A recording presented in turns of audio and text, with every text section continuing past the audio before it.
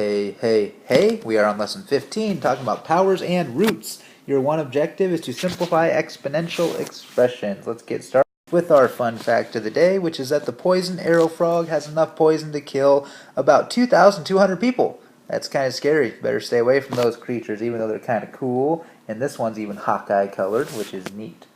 Alright, example 1 here says to simplify 5 to the 4th power and 10 to the 4th power. Okay? Well, when I have exponents, okay, I take the big part and multiply it the number of times the exponent says. Okay, now one thing you need to know is that in an exponent there are two parts. The big part is called the base, and that little tiny part is called the exponent.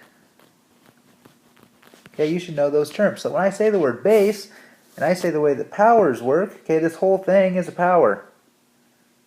Okay, and I can even write that. A power is a base to an exponent. Okay, so 5 to the 4th is a power right there. Okay, 5 to the 4th is a power. 5 is its base, 4 is its exponent.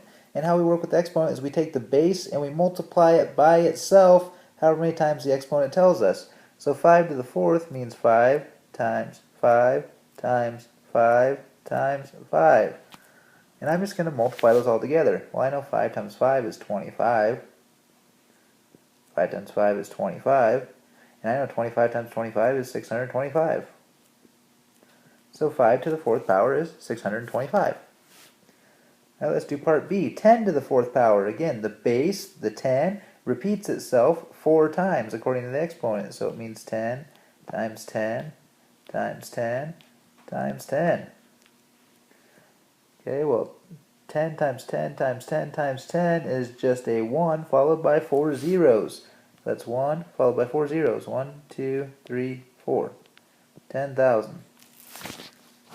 Okay, 10,000 is 10 to the 4th power. Example 2 says to express this term with exponents. This might be slightly new for you, and I'm going to rewrite it a little bigger here.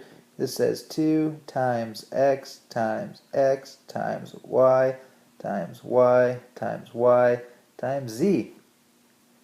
Okay, so all I'm going to do is write this in what's called exponential form, expressed with exponents. So I'm looking for bases that repeat themselves. I only see 2 one time, so I'm just going to rewrite that.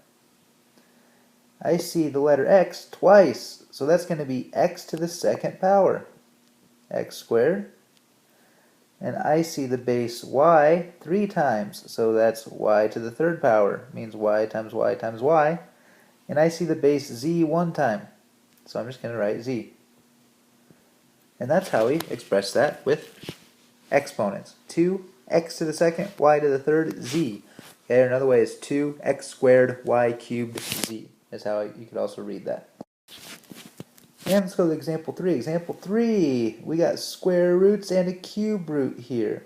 Okay, well, if I see this sign, square root, okay, that means something times itself.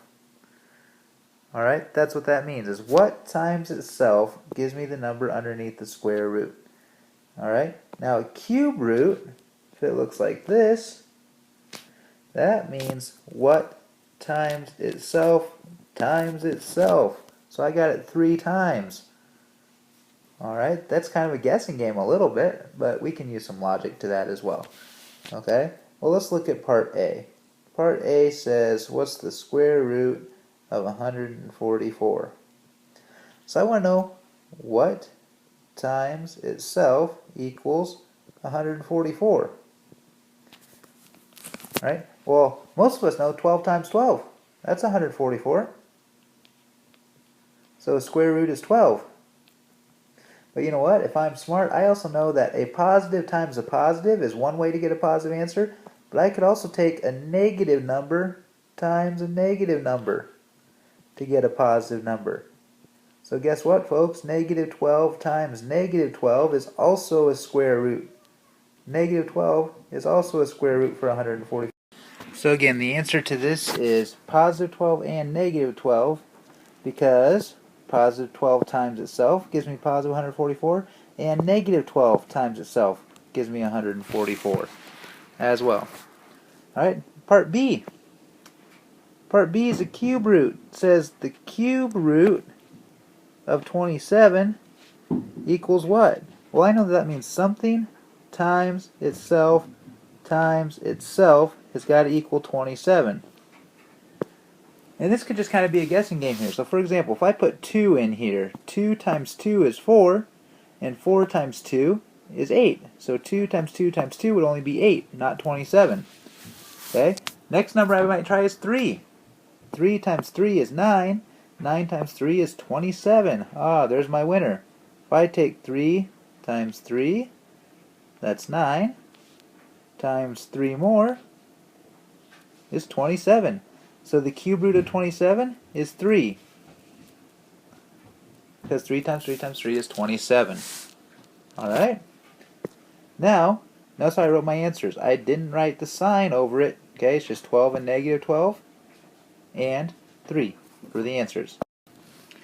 And two last examples here. This first part of the example says the figure shows a square floor tile that is 1 foot on each side. Find the area covered by the tile in square inches using this formula. Okay, so here, I know it's 1 foot on each side. They put 12 inches because it says in square inches. And we want to use the formula, area equals side squared. That's how we find the area of a square. So the area of this square is its side squared.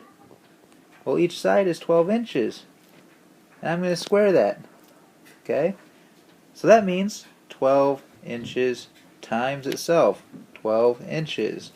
Which would be 144 inches squared. Which should make sense because a rectangle is length times width, or base times height, but in a square that's the same number. So it would be 12 times 12, 144 inches squared. Okay, this one says the floor of a square room is covered with square foot floor tiles. If 100 tiles cover the floor, how long is each side of the room? So here they give us the area. Okay, so we're going to use the same formula, except now we know the area is 100 feet squared. And we want to know what the length of each side is. So we're trying to figure this out. Okay? Well, we're going to work a lot with these kind of problems here. Anytime I see something squared, the way that I get rid of that, remember how like if we had, I don't know, 2s equals 100, we would have divided each side by 2? The reason for that is because this is multiplied and we want to cancel this out. Okay? Well, we don't cancel out a squared, something times itself, by dividing by 2. We cancel out with the square root. Okay, so I'm going to take the square root of both sides. When I see this squared sign, I'm automatically going to take the square root of both sides. Okay, so I'm going to get each side equals, well, 100 feet squared, the square root of 100 is 10. So it's going to be 10 feet. Now you might say, well, Mr. Ayers, wait a second. You said earlier that we can have 2 square roots for these because 10 times 10 would be 100 and negative 10 times negative 10 would also be 100. And I would say you're technically correct, but I can't have a side of a room that's negative 10 feet long. Okay? So my answer here is 10 feet. Anytime you know the area of a square, you find the side length by taking the square root of the area. And that is your whole lesson for lesson 15. Okay, if you have questions, make sure you ask. Otherwise, happy homeworking.